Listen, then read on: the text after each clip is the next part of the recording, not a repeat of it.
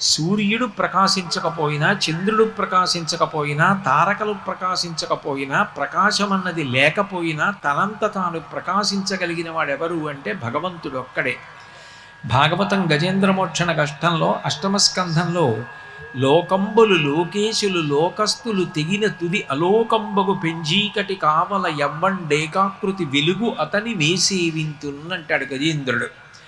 ఈ లోకాలు లోకంలో ఉన్నవాళ్ళు, లోకాలని పరిపాలించే వాళ్ళు కూడా లయమైపోయినప్పుడు, మహాప్రళయం అయిపోయిన తరువాత కటిక చీకటి కావల ఎవ్వరి సహకారం లేకుండా తనంత తాను ప్రకాశించేవాడెవరో ఆయనే భగవంతుడు.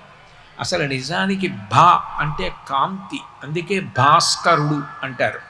అటువంటి కాంతి దీపం. దీపము పెట్టకుండా అసలు పూజ చెయ్యరు. దీపం పెట్టకుండా పూజ చెయ్యకపోవడానికి కారణం ఏమిటంటే, మనకి భగవంతుడు 5 ఇంద్రియములు ఇచ్చాడు.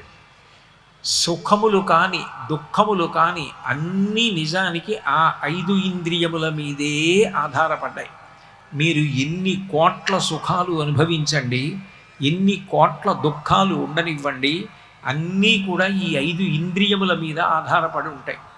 ఈ 5 ఇంద్రియములు పనిచేయడం ఆగిపోయాయి అనుకోండి, సుఖము దుఃఖము అన్న మాట లేదు.